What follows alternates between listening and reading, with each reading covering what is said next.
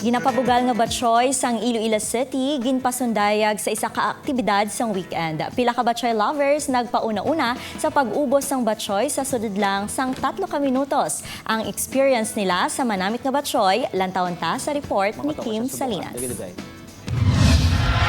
Para mas ma-feel mo gid ang kanamit sang batsoy sa mga Ilonggo, dapat hinay-hinay lang ang paghigop sang sabaw pati na ang pag-usang sang subak nga ginhanda syempre made of love.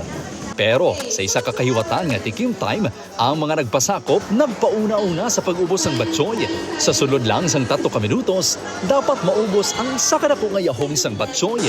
Ang pinakauna nga makaubos, may premyo nga napauli, balor 3,000 pesos.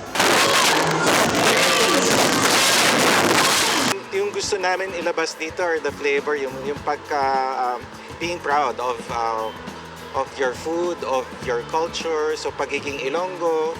Ang 16 anyos nga si Rema sa Pavia, Iloilo, paborito man ang batchoy. When I first came here in Iloilo, it was the first dish that I tasted.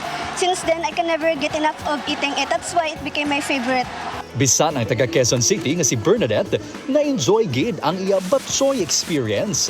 Nabusog po ako. Sobrang sarap po nung batchoy po. Ano yung pinakasarapan doon?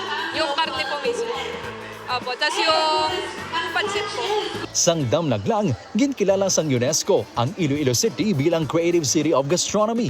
Ginhatagan sang importansya ang art sa pagpili sang ingredients kag pagluto sang pagkaon bilang pamaagi sa pag-umwad sang City of Love. Kagang batchoy ang isa lang sa heritage cuisines nga luyag ipreserba sang syudad. Kim Salinas para sa GMA Regional TV Early Edition.